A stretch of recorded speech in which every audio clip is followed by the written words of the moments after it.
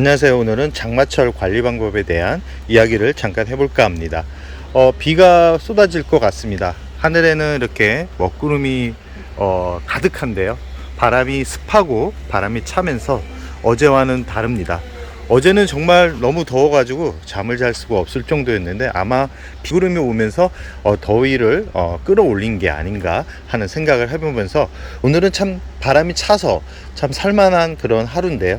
그러나 이제 이 공기중 습도가 높아지기 때문에 아무래도 장마철에 이런 닭이들 같은 경우 건조하게 성장을 시켜야 되는 그런 식물들한테는 오히려 독이 되는 그런 계절이 한 일주일에서 한 2주 정도 시작된다 그러니까 이 정도 지속된다 그러니까 이 장마철에 다육이 관리 잘 하시기 바랍니다. 보통 다육이 관리가 참 가장 힘든 계절이 아마 여름이라고 생각을 합니다. 특히 이 장마 기간에 더 그런데요. 저 같은 경우는 오히려 겨울에는 다육이 관리가 그렇게 영하로만 떨어지지 않으면 크게 관리할 게 없는데 특히 이 여름 장마가 오기 여름 전에 6월 말부터 7월 중순까지 참 이 기간이 참 힘듭니다. 닭을 오래 키웠지만 정말 이 기간만큼은 없어졌으면 피해갔으면 하는 생각을 많이 해보는데요. 다행히도 아직까지는 닭들을 전체적인 상태를 보면 물이 약간 부족해서 그렇지 전체적으로 큰 문제가 생기는 경우는 아직 발생을 하지 않았습니다.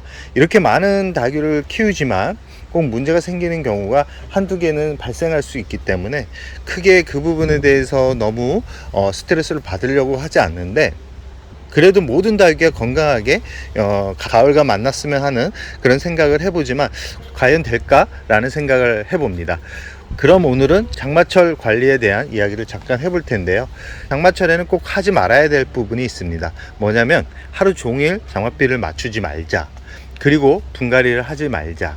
그리고 습할 때는 물과 좀 멀어져라. 그런 말씀을 꼭 드리고 싶습니다.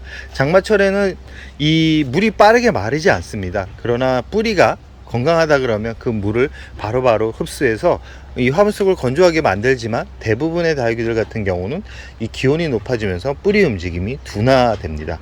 특히 저 뒤쪽에 있는 두들레아 같은 경우는 이제는 거의 잠에 들어가는 그런 시기이기 때문에 많은 양의 물은 오히려 독이 됩니다. 그리고 문제가 생기는 경우가 많고 갑작스럽게 기온이 높아지면서 화분을 달구기 때문에 그 화분이 달궈진 그런 온도를 버티지 못하고 줄기가 익는 경우가 있기 때문에 줄기가 익으면 어떻게 되냐면 잎이 다 말라갑니다. 소실되면서 생장점이 없어집니다.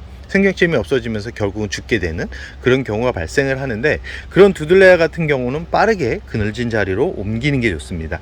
그 자리에 그냥 두게 되면 결국은 살릴 수도 있는데 살릴 수 없는 상황까지 오게 되는데요.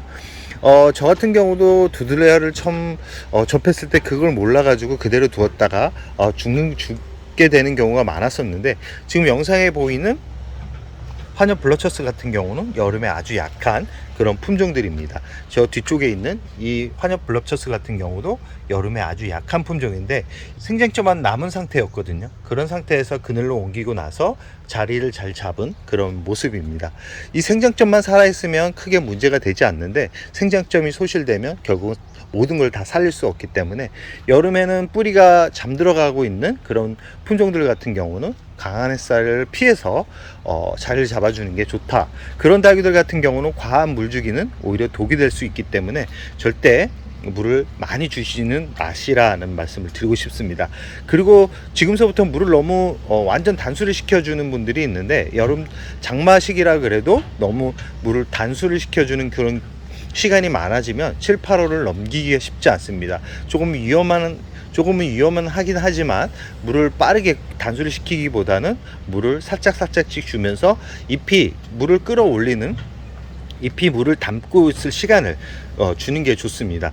아마 잎꽂이를 하는 분들이나 아니면 덩치를 키우는 분들한테는 오히려 이런 장마 기간이 더 좋을 수 있습니다. 단 뿌리가 건강하다라는 그런 가정하에서 이런 장마철 기온과 습도가 도움이 되는 거지 그렇지 않은 상태에서 장마 기간에 과한 물은 오히려 독이 될 수 있기 때문에 꼭 다육이 상태를 잘 보시기 바랍니다. 물을 주고 나서 이렇게 패러독스처럼 합이 지지 않으면서 이렇게 초록빛 얼굴이 나오는지 이렇게 구미무처럼 이렇게 초록빛 얼굴이 나오는지, 바닐라비스처럼 이렇게 둥근 빛이 우리 때, 그 다음에 호피 방울봉당금처럼 이렇게 초록빛 얼굴이 나오는 그런 다육이들 같은 경우, 그 다음에 라자아가처럼 이렇게 정상적인 얼굴이 이렇게 나오는 경우, 이런 경우의 다육이들한테는 이 장마 기간에 오히려 성장을 시키기가 아주 좋습니다. 그러나 이런 다육이들 같은 경우는 물을 많이 주지 않는 게 좋습니다. 이렇게 잘 보시면 아시겠지만 성장하는 게 약해져 있죠. 이런 다육이들, 그리고 가을의 서리 철화처럼 이렇게 잎에 힘이 좀 약한 경우, 그리고 저 뒤쪽에 대비철화처럼 잎이 이렇게 약한 경우 같은 경우는 과한 수분이 화분 속에 들어가게 되면 이겨내지 못합니다. 저런 다육이들 같은 경우는 지켜봐 주는 게 좋고요. 이렇게 건강한 다육이들, 잎이 이렇게 건강한 다육이들 같은 경우는 물을 조금씩 주면서 키우는 게 좋다라는 말씀을 드리고 싶습니다. 장마철에는 너무 많은 일을 해주려고 하시면 안 됩니다. 장마철에는 베란다에서 키우시는 분들 같은 경우는 선풍기를 이용해서 공기의 흐름을 바꿔주고 문을 열어주는 게 좋고요. 거리대에서 키우시는 분들 같은 경우는 덮개를 잘 해주시기 바랍니다. 옆으로 들어오는 빗물이 아주 무섭습니다. 위로 떨어지는 빗물은 화분을 적시지는 않지만 옆으로 들어오면서 이 작은 화분들 같은 경우는 물을 과하게 맞는 경우가 많기 때문에 이 작은 화분들이 물에 젖지 않게 잘 관리를 하시기 바랍니다. 화분은 한번 달궈지면 잘 식지 않습니다.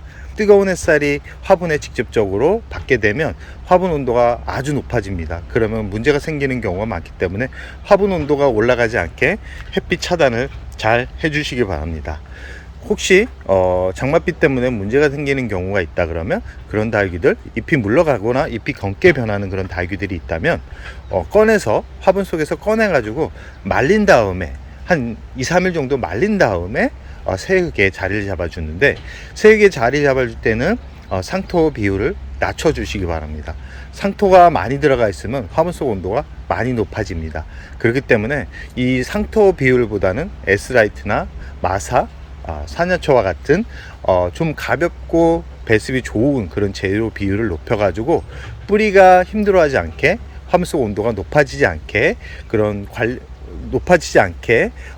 흙 배합을 통해 가지고 관리를 하는 것도 괜찮습니다. 여름에 뿌리가 내리지 않는데, 뿌리가 움직이지 않는데 분갈이를 해서 힘들게 하지 마시고, 장마철에는 이렇게 뿌리가 아주 중요합니다. 뿌리 움직임이 둔해지기 때문에 과한 그런 물 주기는 절대 금물이라는 말씀을 꼭 드리고 싶습니다. 약도 저녁에 주시기 바랍니다.